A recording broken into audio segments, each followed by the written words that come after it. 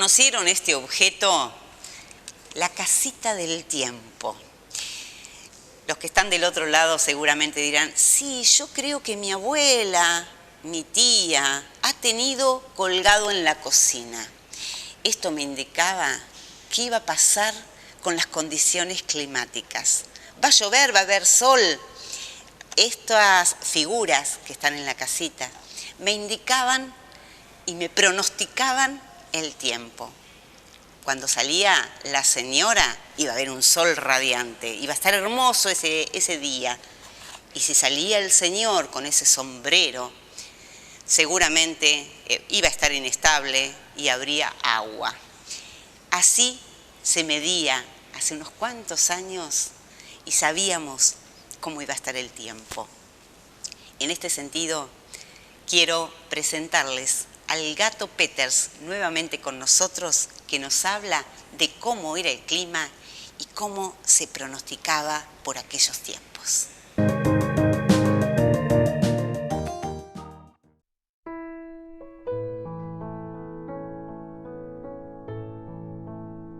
Venimos de un paisaje donde antes, cuando no había de qué hablar como acá, solo se hablaba del tiempo. Va a llover, no va a llover, qué calor, qué frío, qué hace.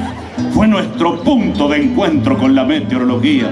Decía la vieja Toranzo mirando por la ventana, el sol entra colorado, mañana va a haber viento. Tenía los anteojos sucios con salsa de tomate. Poética popular al servicio del pronóstico. Viento norte, sur oscuro, aguacero seguro. Viento del este, lluvia como peste. Volverán las oscuras golondrinas y todos los animales. Perro patas para arriba estaba anunciando agua. Los bichos en la humedad, hormigas mudándose. Cotorrita por las noches, canta el gallo, va a haber niebla y además una fe ciega. Tormenta de Santa Rosa, siempre cae 30 de agosto. Puede atrasarse 6 meses o adelantarse 6, pero ciega. Está tronando pero lejos, decía un sordo y lo mató un rayo. ¿Vos sabés que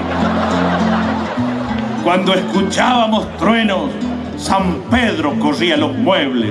Había una baba del diablo, cruces de sal en el patio para ahuyentar pedradas, jurar que nos parta un rayo y además poner el cuerpo, sabañones por el frío y a mover el esqueleto, quebraduras sobre huesos los juanetes del abuelo. En cualquier coyuntura lo que mata es la humedad. Dos viejitos que vivían en una casa de vidrio colgada como un adorno, salían el viejo o la vieja según la humedad que hubiera, o se ponían violeta, no sé qué significaba, pero marcaban tendencia y un mundo de sensaciones. Mirá cómo tengo el pelo, culpa de esta humedad, y refranes de consuelo. Al mal tiempo, buena cara, siempre que llovió, paró, y sí, calculo que sí, si no sería un despelote de agua esto. Para saber de la lluvia, capturada en un pluviómetro, empezaron a oír la radio. Como el paisano Ramuspe le trajeron un pluviómetro y como llovía, lo entró. Así que ni se les ocurra venir que acá llovió como 80, decía el negro Iglesias, y los hijos del vecino le meaban en el pluviómetro. Así que en la tele estaba Nadia, extranjera, hablaba mal, le enfocaban la cara y ella te hablaba del tiempo y lo que podía pasar. No se le entendía nada. Todo armado en Buenos Aires como siempre para ellos. Unas sequías en la Pampa que no escupían de seco. Y decían en Buenos Aires, llueve a la tarde mejora. Y allá en General Hacha precisan que no mejore, lo quieren desmejorado el tiempo, pero ponían para hablar del tiempo, tipo medio descartable.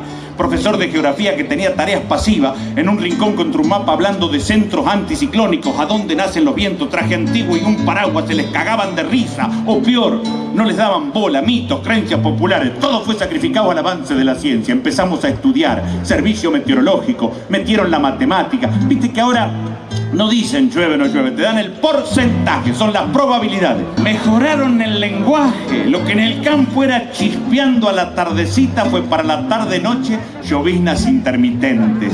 Y para que parezca serio le metieron en latín stratus cumulus nimbus para decir que había nube y para empiojar el discurso iba a llegar la sensación térmica. Parece pero no hace, hace pero no parece. Que llueva, la vieja está en la cueva. Para un cachito, ¿se metió sola o la metieron de prepo a la vieja en la cueva? Los pajaritos cantan, la vieja se levanta. ¿A quién se levantaba la vieja? Que nunca nos explicaron. Porque después te acordás que llovía con sol y se casaba una vieja. Y tiene que haber sido esta vieja la que se casaba con el que se había levantado mientras estaba en la cueva cuando cantaban los pajaritos, ¿me entendés?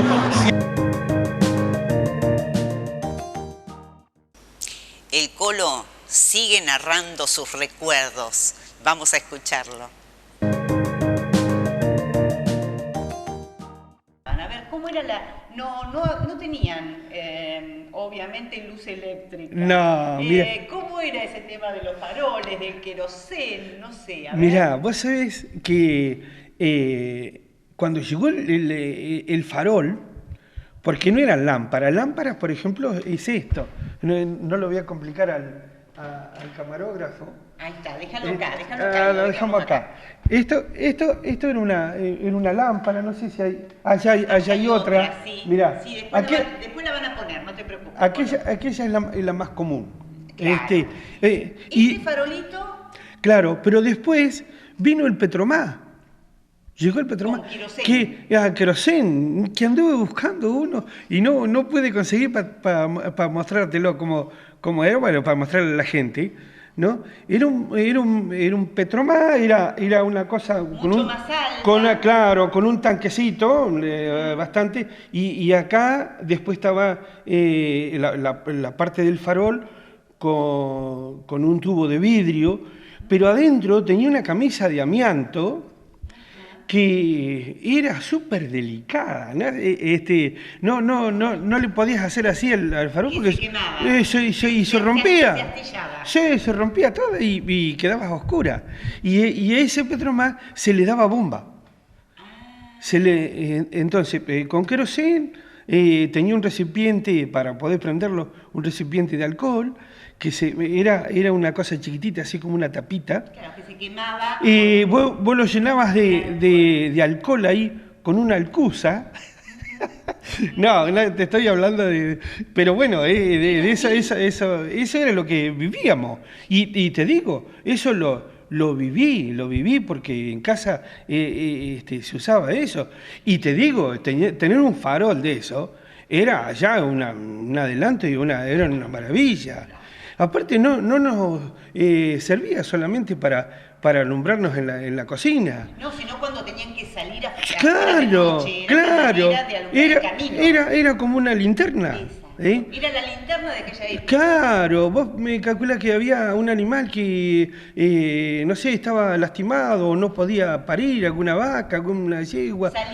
Salías con el farol, había que tener cuidado por el viento, le hacíamos siempre con un reparo, pero bueno, siempre los más chicos éramos los que alumbrábamos y los más grandes eran los que hacían las tareas de que había que hacerlas. Así que, era una cosa. Y después en los dormitorios y eso se usaban aquellas lámparas, unas lamparitas más chiquitas que hacíamos con una bombilla. Era como un velador en realidad, ese era el velador. Claro, era un velador, pero pobre, te digo, porque era una llamita un poco más grande que un fósforo. Y bueno, y con eso vivíamos, y te digo, vivíamos felices, porque a pesar que nos faltaba toda esa comodidad, pero no nos faltaba, no pasábamos hambre, porque tenían los animales, por supuesto, las gallinas quedaban los huevos. Claro. Todo lo que es verdura, que también se hacía huerta. También, el asunto de las carneadas, que siempre había un fiambre para comer. El pan era el pan casero. El pan era y galleta grande. Eso se compraban por bolsa, ¿no? Bolsas de madera. Unas bolsas, vos sabés que usábamos, yo te voy a contar de mi vivencia, estaba en Molinos Río de la Plata, acá en esa época, y Molinos Río de la Plata traía la harina en unas bolsas de tela, ¿no? Sí. Y bueno, y esas bolsas se descartaban, así que bueno, las regalaban. Bueno, y en esas bolsas de tela ahí... conservaba el pan. Esa bolsa de tela se usaba, pero para infinidades de cosas, ¿no? Inclusive hasta pañales para los chicos, porque en ese tiempo no había pañales descartables. Eran pañales de tela y había que lavarlos. Se lavaba en una tabla de lavar. ¿Cómo era eso? No había lavarropas. No, era una batea grande, ¿no? Con una tabla toda con lomitas, ¿no? Y ahí entonces las las mujeres con el pan blanco. Con pan blanco, y bueno, y ahí en la tabla se lavaba todo, y a veces si había ropa, por ejemplo, de trabajo muy sucia, cepillo también. Así que no, era una tarea, no, te digo, no era época para perezosos. Ahí había que trabajar sí o sí. Y te digo, y los chicos de los 7, 8 años ya empezaban a ayudar a los padres a trabajar. Que bueno, por ahí no quiero hablar demasiado, pero eso sí que se ha perdido, porque no es malo que los chicos colaboren con las tareas de la casa, que no sean tan cómodos, ¿no?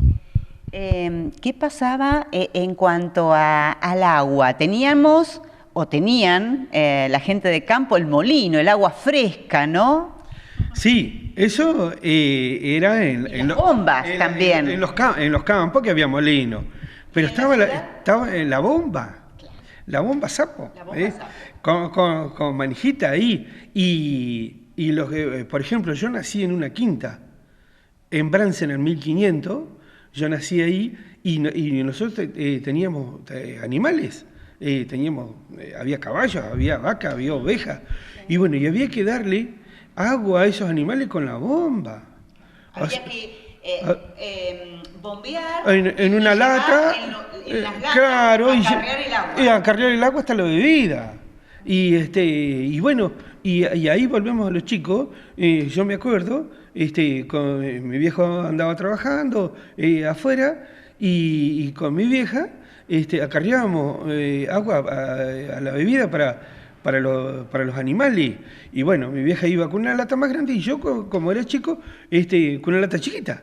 Pero bueno, colaboraba, ¿viste? Y entonces, bueno, y estaba ahí, tiqui, y la bomba quedaba a unos... En casa, por ejemplo, habría 10 metros hasta la bomba, y bueno, y llevábamos adentro, antes que se haga de noche y todo eso, llevábamos un balde con agua. Para el baño. Sí, para tener para la cocina. Para el baño, bueno, era otra cosa. Después para la cocina. Y a veces se terminaba esa agua. Y bueno, era un problema de salir de noche. ¿A quién le tocaba, no? ¿A quién iba a buscar agua? ¿Viste? Bueno, los más grandes porque no querían, los más chicos porque eran chicos. Y los otros porque ya lo habían hecho. Dice, no, yo traje, el otro lo traje yo, ahora te toca a vos.